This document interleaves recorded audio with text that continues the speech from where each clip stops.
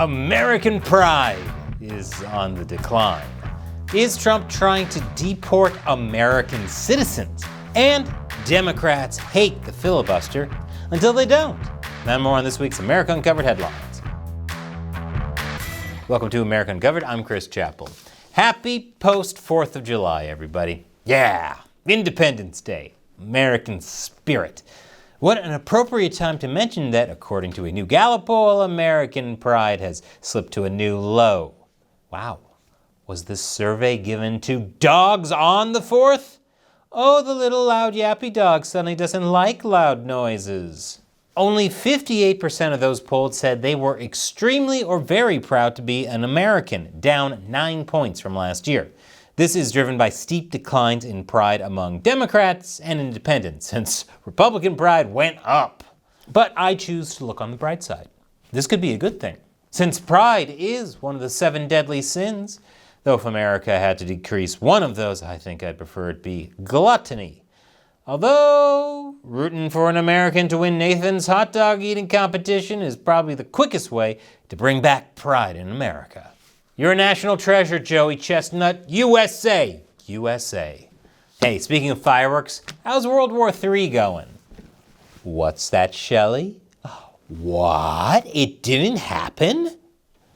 Look, I don't want to come across as smug or anything, so I won't say it. I'll just let me from 2 weeks ago say it. It's like everyone's screaming the Iran thing will turn into World War III. Not gonna happen. And in a few months, when I'm proved right, I'll say, Ayatollah you so. The only thing I was wrong about was it taking weeks and not months. But hey, don't take it from me, or past me. Take it from, believe it or not, CNN. The mission was carried out with stealth and with precision. There were no American casualties. And while Congress is divided after receiving briefings on the extent of the damage, I'm sure that we've derailed Iran's nuclear program, at least temporarily. And there's some valuable deterrent effect for America's adversaries who witnessed last week's exercise. Someone on CNN giving props to Trump. You see, World War III didn't happen. Hell froze over. Which is where Iran would like to send Trump because they issued a fatwa against him, calling him an enemy of God. Which is ridiculous. Trump clearly isn't an enemy of God.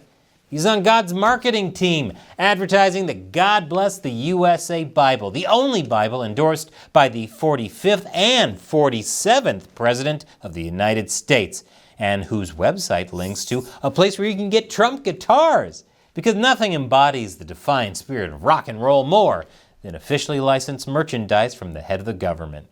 Speaking of the government, the Supreme Court will take up a Republican-backed appeal to end limits on how much political parties can spend in federal elections.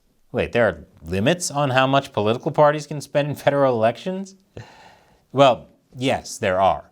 Although with the 2010 Citizens United Supreme Court decision making it so that independent spending is unlimited and the invention of SuperPACs, party spending limits might be kind of obsolete. As you might imagine, some Democrats are furious about this, but I don't know why they would be. Should SCOTUS rule in favor of this, that means the Democrats will be able to spend even more money on celebrity endorsements that won't get their candidates elected. Forget the Super Bowl halftime show. The biggest spectacle in entertainment is going to be the congressional midterms. And after the break, an interesting case the Supreme Court declined to hear. Welcome back. The Supreme Court declined to hear a fired Massachusetts teacher's free speech challenge over making and reposting TikToks critical of transgender ideology before she was hired. The court's decision to not hear this was a unanimous 9-0, which of course means make a wish. What did I wish for? Take a guess in the comments below.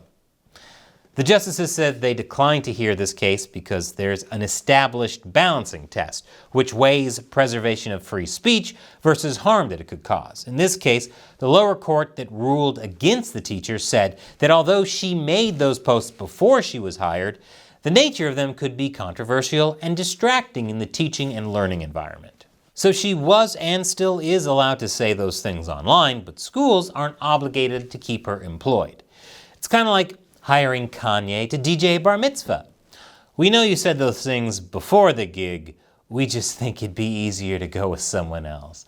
Hopefully this won't further impact your opinion of the Jewish people. Speaking of kids, veganism is on the rise globally, leading to a debate over whether it's healthy or harmful for children. Little research has been done on this topic, but that's starting to change. There are some suspected risks, such as kids not getting enough of certain vitamins and minerals.